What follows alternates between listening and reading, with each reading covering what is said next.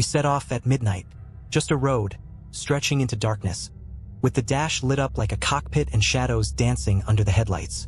I knew a solo road trip at this hour wasn't the safest, but there's something magnetic about a deserted road at night. It was just supposed to be a quick overnight haul through rural Tennessee, but I was already feeling antsy, like something was watching. Everything began to feel off around the second hour. The radio had been playing some late-night talk show, and I kept it on as background noise, something to drown out my overactive thoughts. But in the dead of night, the host's voice started to crackle and distort. I assumed it was just signal loss, but then the static turned into whispering, a low, barely audible sound filling the car. I couldn't make out the words, just a mumble that scraped against my nerves. When I tried to tune out, my car swerved slightly as my attention slipped. Heart pounding, I steadied the wheel and glanced around, my headlights illuminating nothing but endless road. Just then, out of the corner of my eye, something shifted in the rearview mirror. A flicker, like a shadow moving across the back seat. I turned sharply, hands tightening on the wheel, but there was nothing there. Shaken, I laughed it off.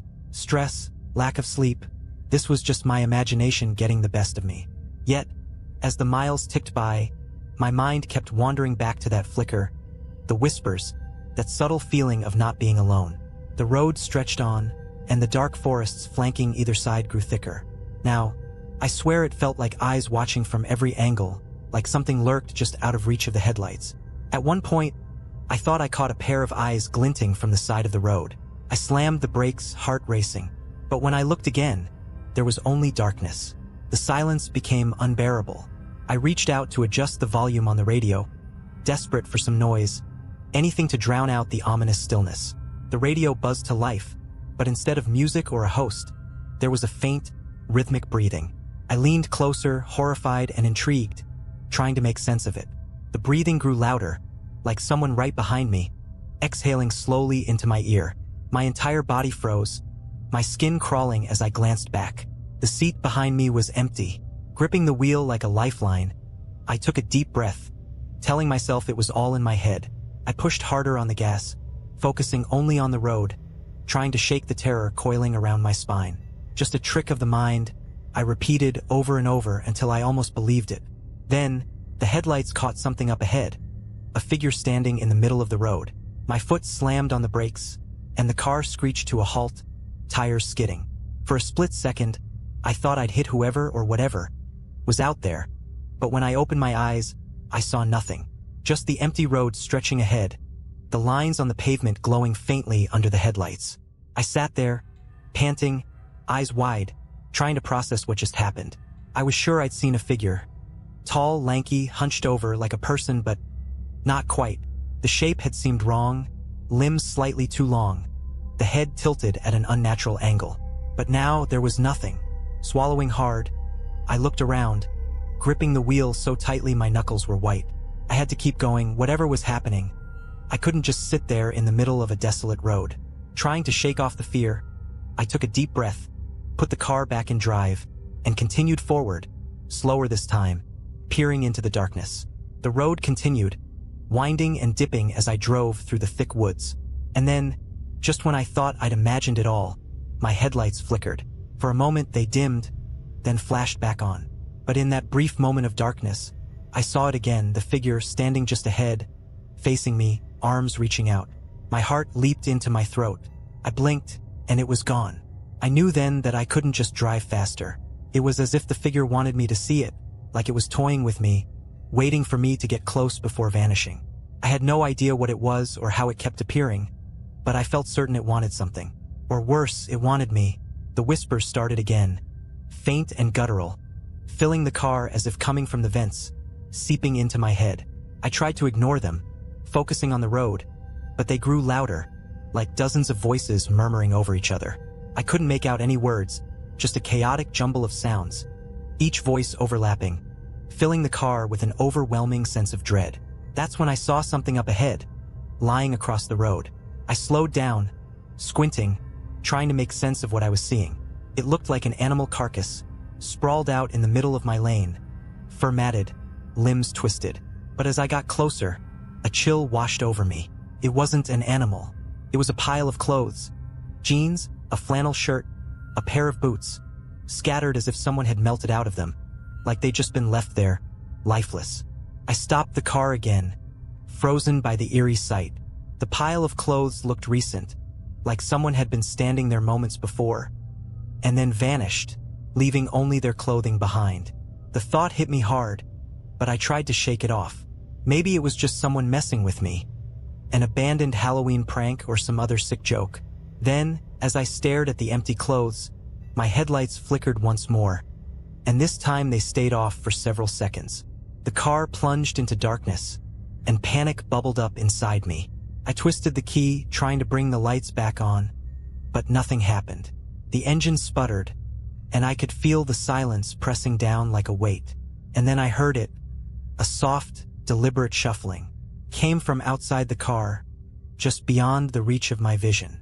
The hairs on my arms stood up, and I held my breath, straining to hear, but I wished I hadn't. The sound was unmistakable, like footsteps scraping along the gravel, circling the car.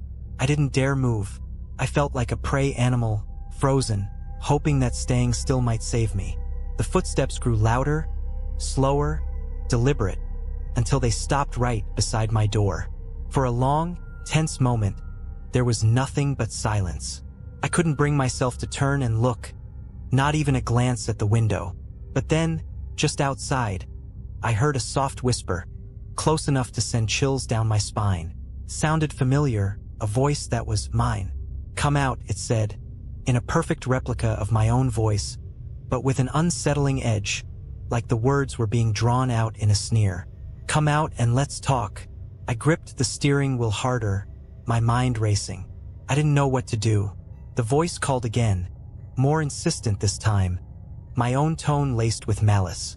I kept my eyes straight ahead, refusing to look, refusing to acknowledge whatever was out there.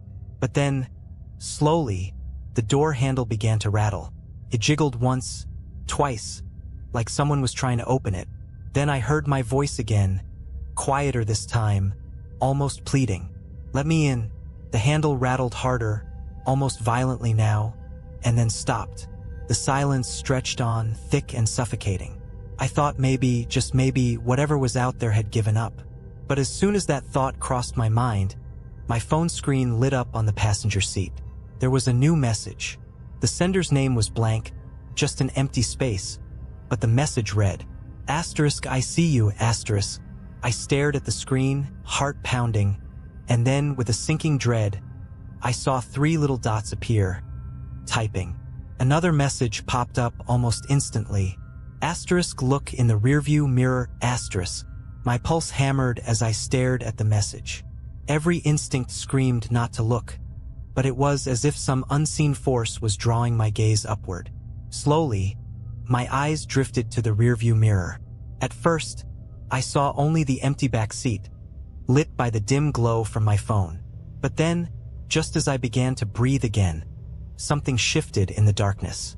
A shadow, a figure barely visible, was sitting there, right in the center of the back seat, motionless. I couldn't make out any features, just a vague silhouette with hollow pits where eyes should be, staring directly back at me. The air in the car grew thick, heavy with an unnatural chill that made it hard to breathe. I was paralyzed, caught between terror and disbelief, my mind struggling to comprehend what I was seeing. And then the figure moved. Slowly, its head tilted to the side, as if studying me. A smile, or something close to it, began to spread across its face, the lips stretching too wide, unnatural, showing just a glimpse of teeth. I couldn't tear my eyes away, even as my stomach twisted with fear. The figure leaned closer, filling more of the mirror, its dark, hollow eyes fixed on mine. Suddenly, a new message buzzed on my phone, snapping me out of the trance. Asterisk, open the door, asterisk, it read. My hand was shaking so hard I nearly dropped the phone. Without thinking, I reached for the lock, almost as if under a spell, my fingers hovering just above the door handle. But at the last second, something inside me snapped, a primal instinct screaming to fight. I jerked my hand back, breaking whatever hold it had on me. I slammed my foot on the gas. The car lurched forward, tires screeching, and the shadowy figure disappeared from the mirror in a blur. My headlights flickered back to life, illuminating the empty road, and I sped forward, my heart hammering so hard it drowned out everything else. But the nightmare wasn't over. The road seemed different now, twisted, endless, stretching out like some terrible maze. No matter how fast I drove, it felt like I was going nowhere. The trees on either side warping into dark, grotesque shapes. Panic clawed at me as I realized I hadn't seen another car, another person, for what felt like hours. Another buzz from my phone. Asterisk, you can't outrun me, asterisk. I threw the phone to the passenger floor, refusing to look, and pressed harder on the gas. But just as I rounded a bend, I saw it again. The figure, standing in the middle of the road, grinning that too-wide grin, arms stretched out like it was waiting for me. This time I didn't stop. I swerved, but as I did, the car spun out of control, tires skidding on the gravel. The world tilted, and with a sickening lurch, the car flipped, rolling over once, twice, before finally slamming to a stop in the ditch. The world was silent, the air thick with dust and the smell of gasoline. I was hanging upside down, strapped into my seat by the seatbelt, my body aching from the impact. Every nerve was screaming, but I managed to reach up and release the belt, collapsing onto the roof of the car, now the floor. The eerie silence hung in the air, thick and pressing. I tried the door, but it wouldn't budge, jammed from the crash. Heart pounding, I pushed at the shattered windshield, kicking at it with all the strength I had left until it gave way, shards of glass falling around me as I crawled out. The night was pitch black, darker than I remembered, as if even the moon and stars had disappeared. My head was spinning, but I forced myself to stand, eyes darting around for any sign of that thing that had been haunting me. But there was nothing, just the empty road, stretching endlessly in either direction. And then I heard it, a whisper, soft but unmistakable, carried on the wind. Asterisk over here, asterisk. My breath hitched. The voice was coming from behind me. Slowly, I turned, my heart pounding so loud I could barely hear anything else. Standing in the tree line, half hidden by the shadows, was the figure. It hadn't moved from the last spot where I'd seen it on the road. It looked the same, that twisted, inhuman grin and hollow, black eyes watching me intently. I took a shaky step back, my body screaming to run, but I couldn't. My legs felt like lead, frozen in place as the figure began to move, gliding forward, not walking, but almost floating, like it was being pulled toward me by some invisible force. It stopped just at the edge of the road, only a few feet away, close enough that I could make out every unnatural detail. "Why are you running?" it whispered, its voice now clear, slicing through the silence with a chilling, almost mocking tone. It didn't sound like me this time. It sounded ancient, otherworldly, each word filled with an emptiness that twisted my stomach. I forced myself to speak, my voice shaking. "What do you want?" The figure tilted its head, as if considering the question. "You called to me, didn't you?" it said, its tone soft, almost amused. "You chose this road. You invited me here." A chill washed over me as I realized what it was saying. Every choice I'd made that night, the drive, the late hour, the solitude, somehow it had led to this, to it. I took another step back, the gravel crunching beneath my feet. I had to get away, get out of this nightmare, but something in me knew it wasn't going to be that easy. The figure's grin widened, stretching beyond what seemed possible, and it raised a long, bony finger, pointing down the road. "Keep going," it whispered, its tone low and menacing. "There's still a long way to go." As it spoke, the landscape around me began to shift. The road stretched out, warping, twisting, as if it were alive. Trees bent and warped, their branches stretching toward me like grasping fingers. Shadows danced along the edges, flickering in and out, shapes shifting that didn't belong. With no other choice, I stumbled back to my feet and broke into a run, my footsteps echoing through the empty night. I didn't dare look back, but I could feel it following, gliding just behind me, its presence pressing down on me like a weight. The whispers returned, filling my head, echoing around me in a chorus of voices, each one darker than the last. My breaths came in ragged gasps as I ran, the road seeming endless, like I was trapped in some twisted loop that would never end. I could feel myself slipping, my mind fraying, like the darkness around me was creeping into my thoughts, unraveling me piece by piece. But then, just when I thought I couldn't take another step, I saw something up ahead, a faint glimmer of light flickering through the trees. It was small, barely more than a pinprick, but it was something, a lifeline in the darkness. I pushed myself harder, feet pounding the ground as I raced toward the light, my only hope of escape. But as I got closer, a terrible realization sank in. The light wasn't ahead of me, it was above me. I skidded to a halt, looking up, and saw something that made my blood run cold. There, hovering in the sky, was the figure, its hollow eyes staring down at me, the twisted grin wide and mocking. It opened its mouth, and in a voice that echoed through the night, it spoke one final, chilling word. "Run."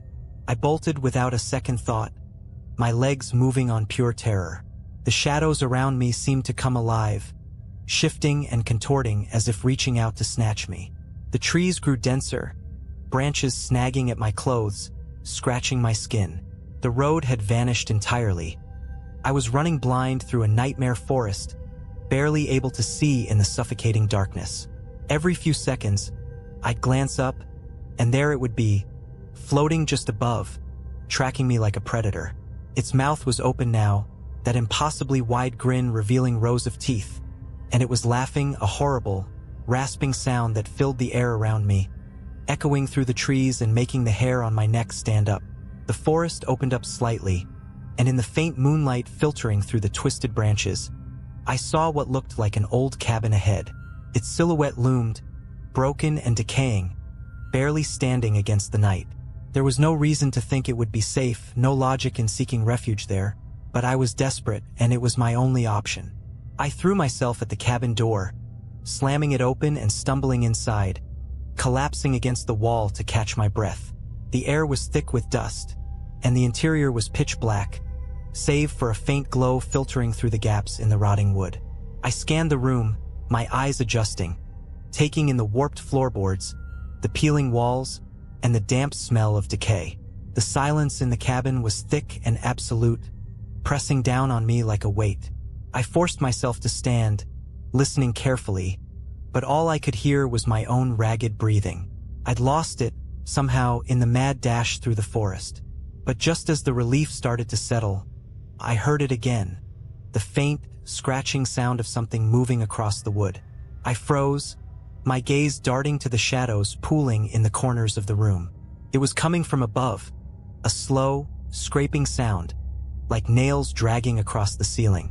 My heart pounded as I backed away, trying to make as little noise as possible. But with each step I took, the sound followed, directly overhead, tracking my every move. I reached the far corner of the room, pressing myself against the wall, my eyes fixed on the ceiling. And then, in the silence, a face slowly appeared in the gap between the beams, staring down at me. Its eyes were those same hollow pits, blacker than the shadows around them, and its grin stretched wide, that mouth full of teeth, gleaming in the dim light. It tilted its head, still watching, and then, slowly, it began to squeeze through the gap, its limbs bending in ways no human limbs should. The bones in its body cracked and popped, and its face twisted in unnatural angles as it pushed itself down, inch by inch, forcing its way through. In sheer terror, I looked around, searching desperately for any kind of weapon, something to defend myself. My hands landed on a piece of broken wood lying near my feet, a jagged shard from the splintered floorboards. I gripped it tightly, my hands slick with sweat, ready to fight, even though I had no idea what I was up against. The figure hit the floor with a sickening thud, its twisted form unfolding, stretching itself to full height. It was impossibly tall now, its head brushing the low ceiling, the arms and legs bending at wrong angles, like a puppet with its strings cut. The thing took a step toward me, each movement unnatural and jerky, as if it was learning to walk for the first time. My hands shook as I held up the jagged wood, my voice barely a whisper. "Stay back." But it only laughed, a hollow, rattling sound that filled the cabin, echoing off the walls. Then, in a single, swift motion, it lunged forward, closing the distance between us in an instant. I swung the wood, but it barely made contact, passing through the figure like it was made of smoke. I stumbled back, horrified, as its hollow eyes locked onto mine. "Why run?" it whispered, that ancient, mocking voice filling my head. "You can't escape." Its hands reached out, fingers extending far longer than they should have, curling around my shoulders. The cold seeped through my skin, and in that instant, I felt it. An overwhelming flood of despair, memories that weren't my own, twisted images of lost souls, trapped in suffering, their silent screams filling my mind. I tried to pull away, but its grip held, tightening, and I felt myself slipping, my vision blurring as the room around me faded, replaced by darkness. But then, from somewhere deep inside, I summoned a final surge of willpower, a desperate burst of strength. I threw my head back, breaking the figure's gaze, and with all the force I had, I shoved it backward. The creature stumbled just slightly, but it was enough. I turned and ran, throwing myself toward the broken cabin door, tearing it open and plunging back into the forest. I didn't stop, couldn't. I ran blindly through the trees, the wind cutting my face, branches clawing at my skin, the laughter echoing behind me, growing fainter but never truly gone. Finally, as dawn broke over the horizon, I stumbled out of the trees and onto a main road, collapsing as the first rays of sunlight washed over me. I looked back at the forest, now bathed in the morning light, empty and still, as if the nightmare had never happened. But I knew it had, and I knew that somewhere in those twisted trees, in the darkness waiting just beyond the light, it was still there, watching, waiting for the next traveler to wander down that lonely road. I lay on the side of the road, staring into the sky as the sun rose, warming the chill that had settled into my bones. My body ached, my skin stung from countless scratches and bruises, but I was alive. Somehow I'd made it through the night. I forced myself to sit up, glancing back at the forest, half expecting to see the figure lurking there. But the trees stood still and silent, casting long shadows across the ground. It felt like hours passed as I sat there, waiting for the shock to wear off, trying to convince myself it was over. Eventually, I heard the distant rumble of an engine. A pickup truck appeared, coming down the road toward me, and I waved my arms, relief flooding through me as it slowed and pulled over. The driver was a middle-aged man, his face weathered and concerned as he looked me over. "What happened to you?" he asked, voice laced with disbelief. I opened my mouth to explain, but the words caught in my throat. How could I explain any of what had happened without sounding insane? My mind raced, struggling to find something, anything, normal to say. In the end, I just shook my head. "I got lost in the woods," I managed to say, though the words sounded hollow, even to me. The man nodded slowly, his eyes narrowing as he took in the state of my clothes, the bruises, the cuts on my face and arms. He didn't ask any more questions, just opened the passenger door and motioned for me to get in. I climbed into the truck, grateful for the warmth and the feeling of solid ground beneath me. The man drove in silence, the road winding away from the forest, taking me farther and farther from the nightmare I'd just escaped. But even as the miles passed, that sense of dread stayed with me, a weight pressing down on my chest. Finally, the man glanced over at me. "You're lucky," he said, his tone oddly serious. "That forest's no place to be at night. People disappear out there." A chill ran down my spine. "Disappear?" I echoed, my voice barely a whisper. He nodded, his gaze fixed on the road ahead. "Been stories about those woods for as long as I can remember. People say there's something in there, a spirit maybe, or a demon, shows itself to travelers who stray too far off the beaten path." I felt my stomach twist, the memories of the night rushing back in vivid detail. Have you seen it?"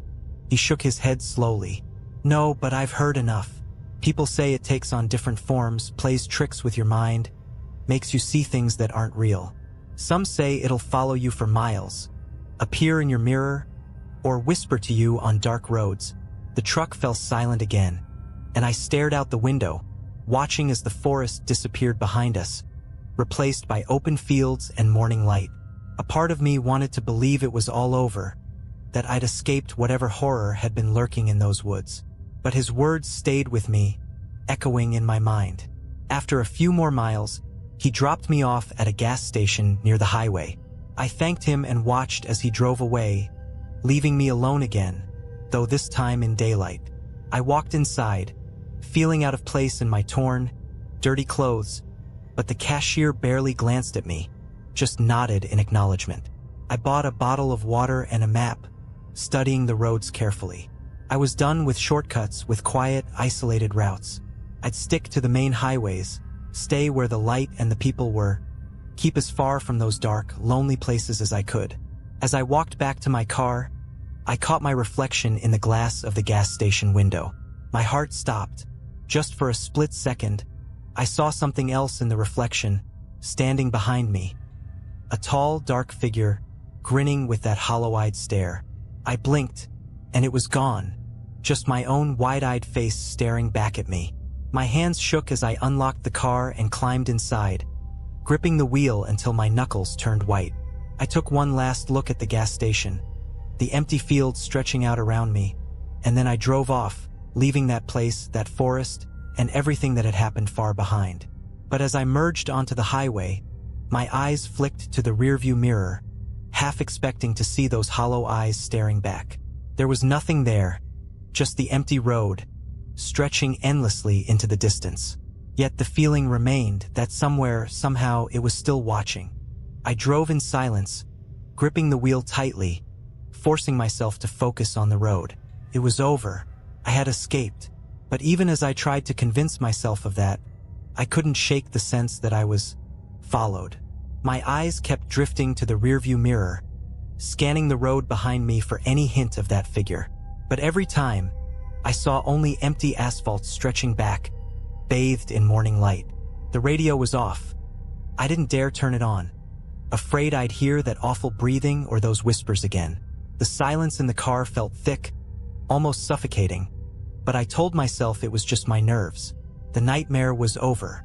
I'd made it out. Yet, I couldn't let go of the dread sitting heavy in my gut. About an hour into the drive, my phone buzzed from where I tossed it on the passenger seat. I jumped, nerves on edge, and hesitated before picking it up, heart pounding as I unlocked the screen. There was a new text. No name, no number, just a blank space as before. My throat tightened as I opened the message, bracing myself for whatever horror might be waiting. But it was just one word. Asterisk, remember, asterisk. The air seemed to drain from my lungs. I threw the phone back onto the seat, my hands shaking as I returned my focus to the road, forcing myself to ignore it. Just a glitch, I told myself. Maybe something left over from last night, some delayed message. But deep down, I knew that wasn't true. The miles stretched on, and the world around me seemed to blur, an endless stretch of highway that felt like it was leading nowhere. I tried to stay calm, but the feeling was there, gnawing at me. Asterisk, it hadn't let go star. I was still connected to whatever had stalked me through that forest, as if I'd stepped into its world, and it had marked me. Suddenly, the road curved, and I saw a figure standing on the shoulder up ahead. My heart stopped. At first, I thought it was just a hitchhiker, a lone silhouette waiting by the side of the road. But as I got closer, I felt the icy dread creeping back. The figure was wearing my clothes. I stared, my mind racing, unable to comprehend what I was seeing. It wore the same torn shirt, the same jeans, stained with the dirt and scratches from my escape. The figure stood perfectly still, staring at me with a hollow-eyed gaze that felt both familiar and wrong. It raised a hand, slowly, and pointed directly at me, its finger like an accusation. My grip tightened on the wheel as I sped up, desperate to get past it, to leave it behind. As I drove by, the figure's head turned, following me with that empty stare, watching as I passed. And just before I lost sight of it in the mirror, it smiled. A smile that stretched too wide, unnatural, the same grin I'd seen in the forest. The road ahead was empty again, but my heart wouldn't stop pounding, the blood roaring in my ears. I took a deep breath, trying to steady myself, telling myself that it wasn't real. Couldn't be. I'd been through too much, maybe I was just seeing things, the lingering effects of whatever terror I'd endured. But then my phone buzzed again. Another message. Asterisk, look in the mirror, asterisk. My blood turned to ice. I didn't want to look. I knew, somehow, that if I did, I would see something that would shatter any hope of escape. But the compulsion was too strong. With a trembling hand, I lifted my gaze to the rearview mirror. There it was. The figure was sitting in the back seat, a twisted replica of me, watching with those empty, hollow eyes, its face twisted in that same awful grin. It leaned forward, lips parting, and I could feel its cold breath on the back of my neck, hear its voice echoing in my mind. Asterisk, remember, asterisk, it whispered, the word twisting like a blade in my mind, filling me with a dread so deep it felt like it would swallow me whole. I screamed, slamming my foot down on the gas, my body going numb as I raced down the highway. I kept my eyes fixed on the road, refusing to look back, heart pounding as the figure's words echoed in my mind. The memory of its face seared into my vision. When I finally dared to glance in the mirror again, the back seat was empty, but the feeling remained, that cold, unshakable presence, lingering just out of sight, waiting. I knew then, in a way that defied logic, that it would never truly leave, that somehow I had crossed into its world, and no amount of distance could ever break the connection. And as the miles stretched on, I realized with a sinking certainty that it didn't matter where I went or how fast I drove. It would always be with me. I drove for hours, numb and hollow, lost in a fog of terror. Towns came and went, blurred snapshots through the window, but none felt real. I couldn't shake the feeling that I was trapped on an endless loop, like I'd never left the road that had led me into the woods, as if reality itself had twisted into some dark reflection. My body moved on autopilot. I stopped for gas, bought coffee I couldn't taste, barely making eye contact with anyone I passed. I'd grown paranoid, glancing over my shoulder, expecting to see that figure again, my twisted doppelganger lurking in every shadow. The days stretched into a strange haze, and the further I got, the deeper my dread grew. I was beginning to feel like I couldn't trust what was real anymore. My phone had gone silent. I'd received no more messages since the last one, but I knew, in my gut, that it was only a matter of time. Eventually, I reached the outskirts of a town I didn't recognize, a place where I hoped I could hide, just long enough to feel sane again. I checked into a motel, a dingy, dimly lit room with peeling wallpaper and the faint smell of mildew. It wasn't comforting, but I didn't care. I locked the door, drew the curtains, and sank into the bed, hoping exhaustion would drown out the fear. But sleep didn't bring peace. It brought nightmares. In my dreams, I was back on that road, walking through the forest alone. The air was thick with fog, swirling in and out of the trees like something alive. I heard the whispers again, faint at first, growing louder with each step, like the voices were pressing in on me, closing the gap. They called my name over and over, a chorus of voices, my own voice distorted and wrong. Then I saw it, the figure standing just ahead, watching me. It was wearing my face, twisted and stretched, and I knew, somehow, that it was feeding off my fear, growing stronger with every step I took toward it. Its mouth opened, wider than any human mouth could, and it began to laugh, the sound hollow and endless, echoing through the trees, filling my head. I jolted awake, drenched in sweat, my pulse racing. The room was pitch black, and for a moment, I couldn't remember where I was. Panic gripped me as I fumbled for the bedside lamp, my hands shaking as I turned it on. The light flickered, dim and unsteady, casting long, distorted shadows across the room. I sat up, trying to calm my breathing, telling myself it was just a dream. But as I glanced around, I saw something that froze my blood. My reflection in the mirror across the room wasn't moving. I stared, unable to comprehend what I was seeing. My reflection was sitting up, eyes wide, staring back at me with an expression of sheer terror. But it wasn't mirroring my movements. It sat perfectly still, watching, waiting. I wanted to scream, to look away, but I couldn't. Slowly, the reflection's mouth began to twist into a grin. That same twisted, too wide smile, and it raised a hand, waving slowly, mockingly. My own hand stayed by my side, frozen. Then, without warning, the reflection leaned forward, pressing its hands against the glass, as if it were trying to push through. Its eyes gleamed, hollow and endless, and I could feel its gaze piercing through me, a force pulling me closer to the mirror, like it was trying to swap places. I stumbled back, heart hammering, my mind racing as I turned away from the mirror, refusing to look. I closed my eyes, repeating to myself that it wasn't real, that it couldn't hurt me. But the whispers returned, filling the room, soft at first, then growing louder, echoing from the walls, the floor, the ceiling, all around me. My name over and over in that same distorted, mocking tone until I thought I would go mad. And then, from behind me, a voice whispered, close enough that I could feel the cold breath on my neck. Asterisk, let me in, asterisk. I whirled around, but there was nothing there. Just the empty room, bathed in the dim, flickering light. My reflection in the mirror had returned to normal, but I knew, deep down, that it was only hiding, waiting for the right moment to break free. I stumbled to the door, desperate to escape, to get away from that thing that had latched onto me, feeding off my fear. But as I opened the door, stepping out into the night, I heard it again, the laughter echoing down the empty hall, filling the air with a sense of dread so deep it felt like it would consume me. I ran, out of the motel onto the street, not stopping, not looking back. I didn't know where I was going, only that I had to get away, had to keep moving. But no matter how far I ran, no matter how fast I drove, I could feel it following, lurking in the shadows, waiting. And somehow, I knew that as long as I lived, as long as I remembered that night, it would always be there, watching, waiting, ready to take my place. I don't know how long I ran.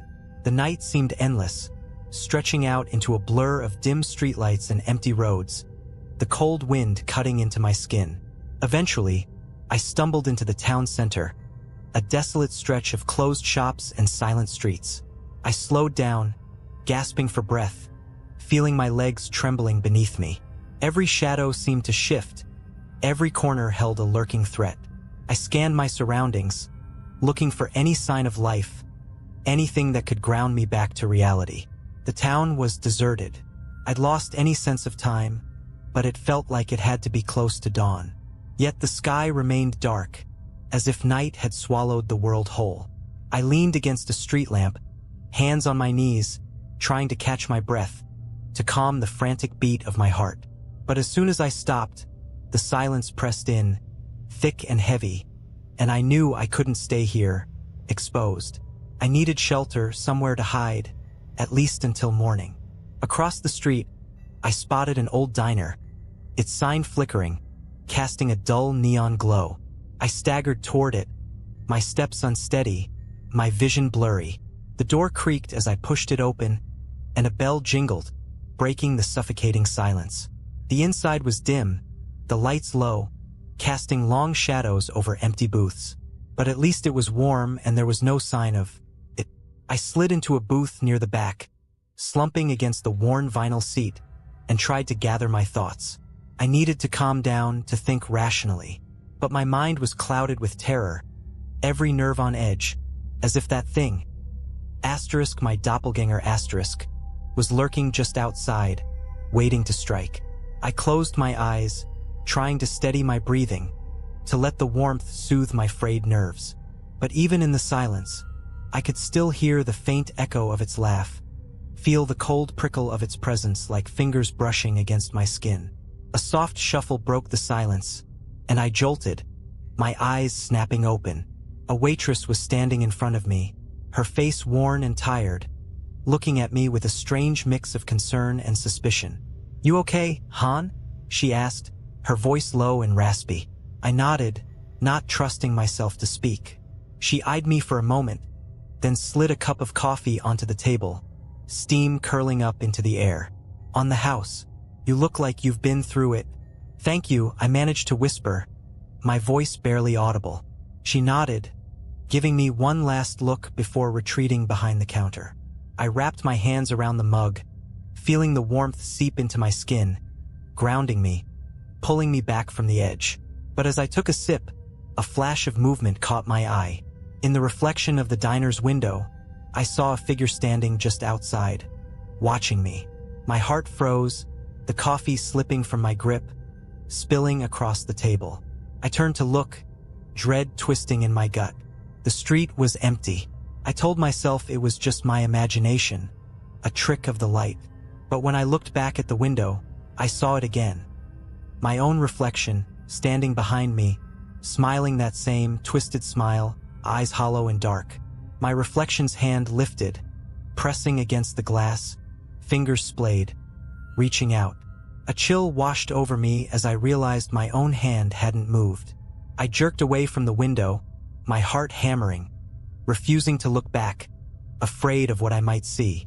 The whispers began again, soft at first, then louder, filling the diner, echoing off the walls.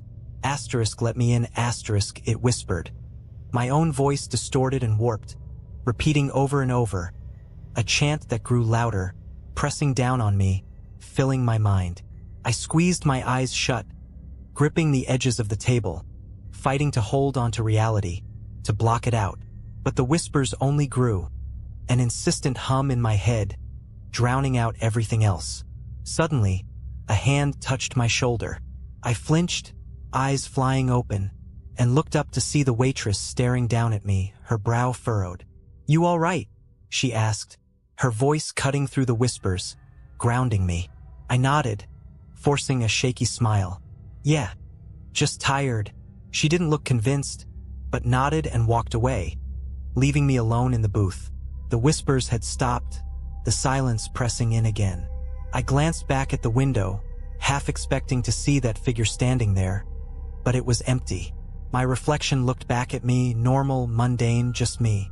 But I knew it was still there, lurking just beneath the surface, waiting for a moment of weakness, a sliver of fear. I couldn't stay here. I stood, pulling a few bills from my pocket and tossing them onto the table before slipping out of the diner. The night was cold, the air sharp, cutting into my lungs as I walked back to my car, my footsteps echoing through the empty streets. The sun was beginning to rise, a faint glow on the horizon, casting the world in a pale, ghostly light. I climbed into my car, the seat cold and unfamiliar, and started the engine, eager to put as much distance between myself and this place as possible. As I drove out of town, the road stretched out ahead, bathed in the soft light of dawn. For the first time in days, I felt a glimmer of hope, the darkness lifting, fading into the light. But just as I began to relax, glancing in the rearview mirror, I saw it.